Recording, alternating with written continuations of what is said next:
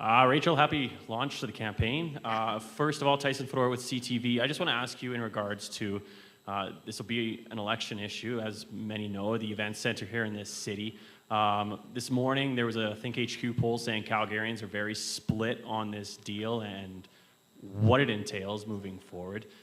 This morning, we asked Danielle Smith about this deal that she of course agreed as well, and whether or not this is an election issue. She said last week at the event center she wants to discuss it with Albertans. Then the day after she said we don't want this to be an election issue. So where is it for you? If it's very split with Calgarians, how do you talk to them about this at the doorsteps?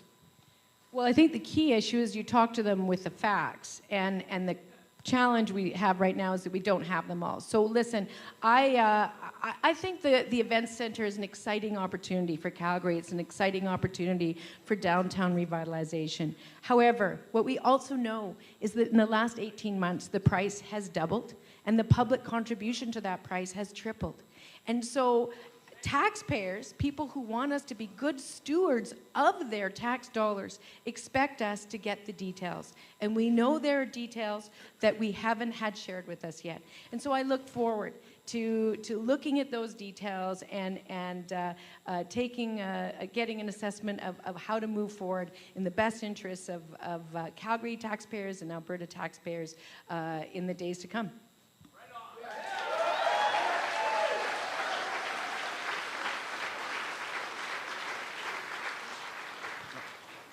Good afternoon, Jason Markusoff from CBC Calgary.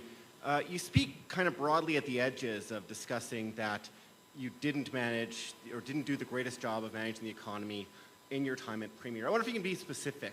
What do you think that you did that wasn't so great managing the economy while you were Premier? Listen, what I think, you know, when we were in government, all of Albertans went through some challenging times. The price of oil dropped. You know, I noticed that just as we were getting ready for the budget last time, I noticed that roughly the oil and gas royalty revenues that we could count on as the government of Alberta on a yearly basis averaged around $3 or $4 billion a year. And this year, the current government had a $27 billion influx of royalty money. So when you've got that kind of difference, it can be more challenging, for sure. But you know, what I've always said to many, many folks is that what we needed to do on a whole range of issues, including growing our economy, engaging with job creators and entrepreneurs throughout Calgary as well as throughout the province, is that we needed to be able to listen more and to engage more up front. And the commitment that we have going forward is that is exactly what they can count on from us.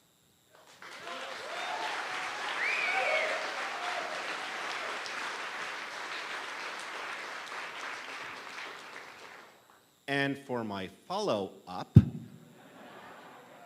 when was the last time you spoke to Jagmeet Singh, the federal leader of the NDP, and what did you talk about with him? Yeah, I'm so tempted to make a joke, but I'm not gonna. I'm not going to. I can't honestly remember. I'd say somewhere between 6 to 12 months ago, and I honestly can't remember. But I will say this, Jason, is that I have always, throughout the time in my role as leader of Alberta's NDP, put the priorities of Albertans first. Whether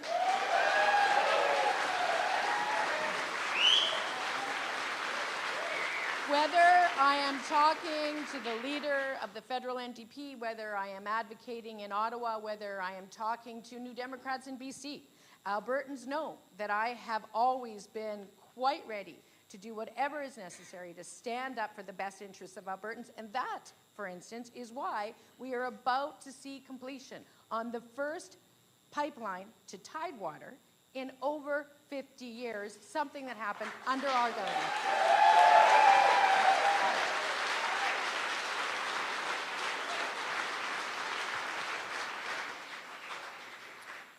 Hey, it's Safe Kaiser, Global News. I'm just wondering, you know, this election is shaping up to be mostly Calgary-centric. You're here today Danielle Smith is in a driveway somewhere else, also launching her campaign.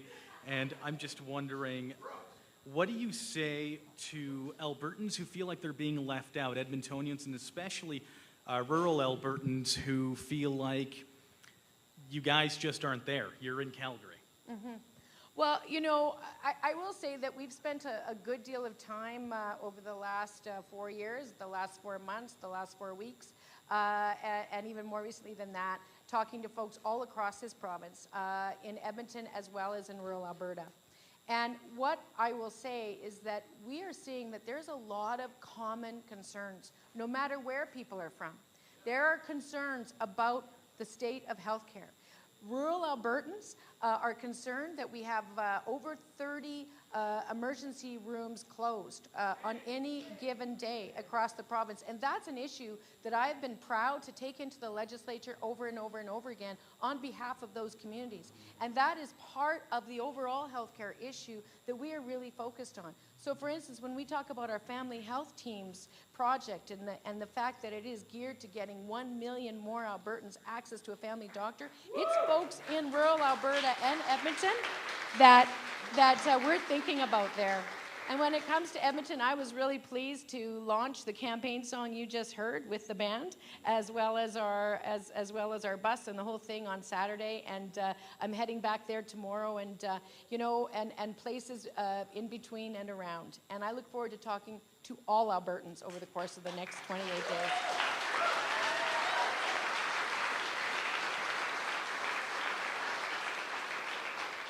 Right, so Danielle Smith is out today. You know, she's talking about giving Albertans who make under 60 grand a tax break that's going to cost about $1 billion. I'm just wondering what you're going to do in the immediate, if elected, to help with the cost of living crisis.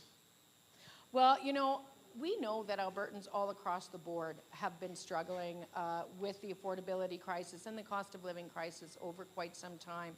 And we will be rolling out our plan very soon to address those issues, because it really is critically important. One thing that we have already committed to is that there will be no tax increases on any Albertans under an NDP government for the next 4 years.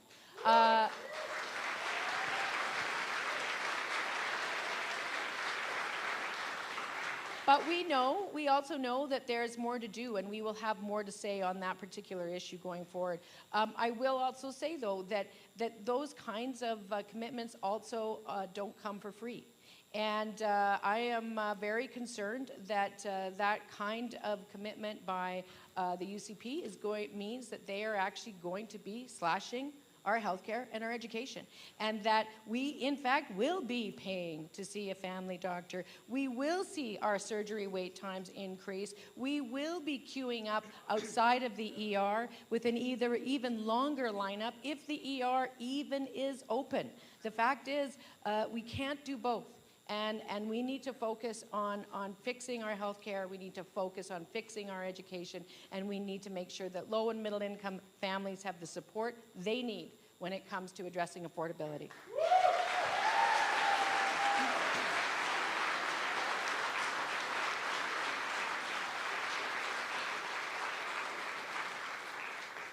Hi, just following up on Jason Markosov's question, I'm wondering what your message is going to be for Albertans on the direction or the future direction of the economy and the energy development in this province under your party? Well, you know, let me say, Alberta is and has been for a very long time an energy province, and we know that we need to be an energy leader, and we need to continue to do that. And so there's a couple of elements to this, or 3 elements that I would say we are going to focus on. First of all, we need to stop this issue of pitting energy and the economy against doing the right thing on the environment. When you do that, you fail on both. And what we know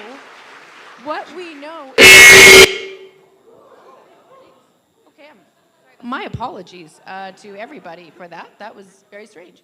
I'm not sure what happened. What we know is that there is tremendous economic opportunity that is out there, money that is just waiting to be invested in Alberta in the work of doing emissions reduction while growing the opportunity for our energy producers to expand their markets across the world. And so we know that by partnering with our energy leaders, we can grow that sector, we can grow jobs, we can protect jobs, and we can create a whole heck of a lot of new jobs, while at the same time reducing emissions and developing new tech and new sectors across the economy overall.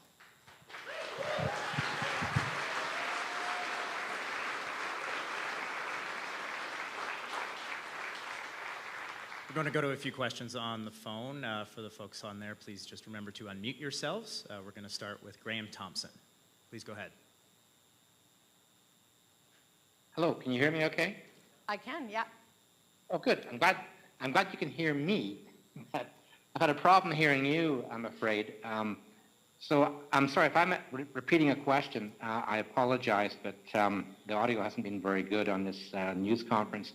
This morning, the Premier announced, when she kicked off, well, the leader of the UCP, rather, when she kicked off the UCP campaign, announced a reduction in income tax for Albertans. What is your response to that?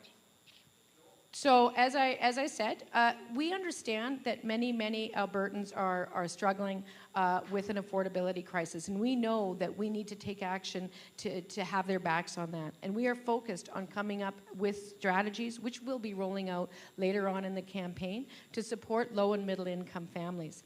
At the same time, and in addition to that, of course, we've already committed that there will be no income tax increases under an NDP government over that 4-year period. Oh, is that it?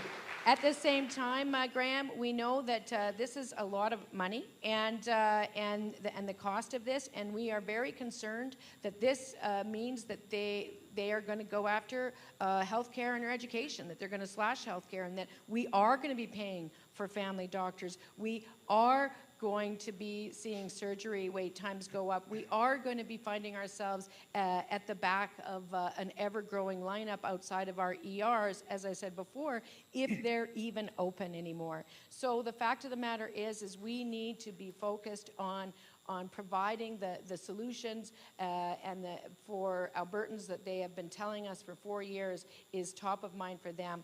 And one of those is ensuring that we are there to support our health care and the health care that all Albertans need. And as a follow-up, I was wondering about a debate. Hold on, Graham. Graham, sorry. I asked Can you start over? Smith this morning if she's up for debate. She says yes. And she kind of questioned whether you'd be up for debate. I'm assuming you would be for a leaders' debate. Do you think that one is enough, or should there be more than one leaders' debate in the campaign? Well, let me just say that on the issue of a debate, I can't wait.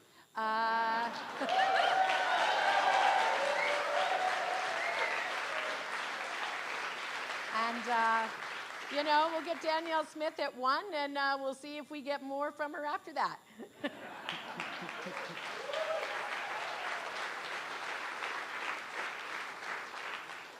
Take another question on the phone. We're going to go to Lisa Johnson of the Edmonton Journal. Please go ahead.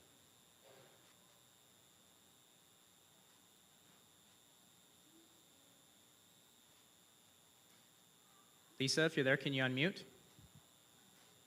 Hi, sorry, can you hear me? It's Lisa from the Journal. Sure can. Hey, thanks for taking my question. Sorry, this is a little off topic, but the UCP leader, Danielle Smith, has obviously threatened to sue the NDP and the CBC over defamation, but today she declined to confirm whether or not she had followed through with the latter lawsuit. I'm just wondering if you can tell me whether or not the NDP has received any statement of claim or has been served with any court papers. Well, to be very clear, we weren't watching it out of any concern about whether we had done anything other than tell the truth.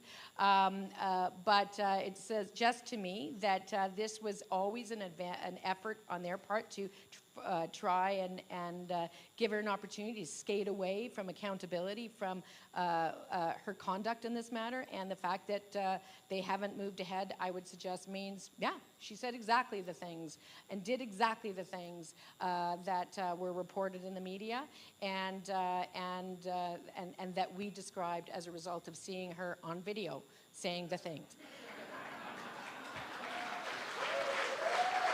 As a follow-up to that, I mean, any thoughts on why she was threatened to sue the public broadcaster but then not follow through right before the election?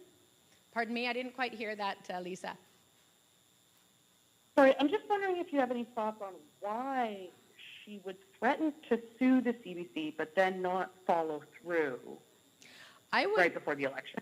I can only speculate, but what it looks like to me is that when she was caught dead to rights, attempting to interfere in the administration of justice on behalf of someone who was charged with, among other things, trying to incite violence against police officers, that she panicked.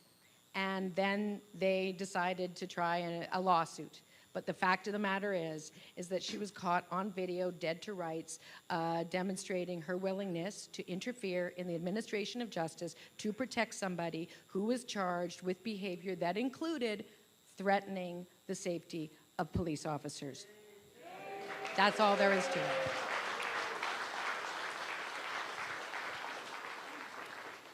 We're going to take one more question from the phone and then wrap up. We're going to go to Catherine Grakowski of Politics Today. Catherine, go ahead.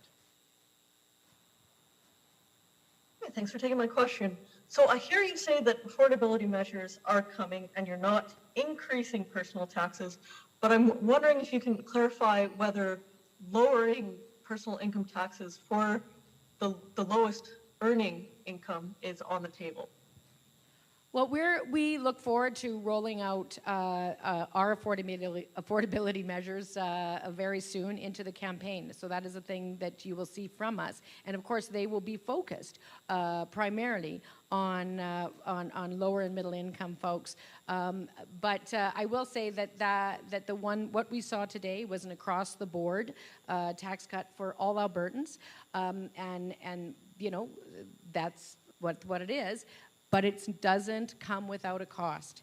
And the so-called surplus that these folks delivered is disappearing very, very quickly. And I worry very, very much about what their actual agenda is for our health care, for our education, for the payment of doctors, for hiring new frontline healthcare workers, for keeping our emergency rooms open, and for making sure that families have the healthcare they need when they need it without ever having to worry about how much money they have in their pocket. And to follow up, if I may, the UCP leader is framing this election as pick the UCP and we will move the province forward. If you choose the NDP, we will be dragged backwards. What is your response to that, where she says that choosing the NDP means going backward? Listen, what we've heard from Albertans is they are telling us they know they deserve better government. And to them, better government focuses on their priorities, and better government demonstrates that it is actually capable of delivering on those priorities. That's what we're offering in this election.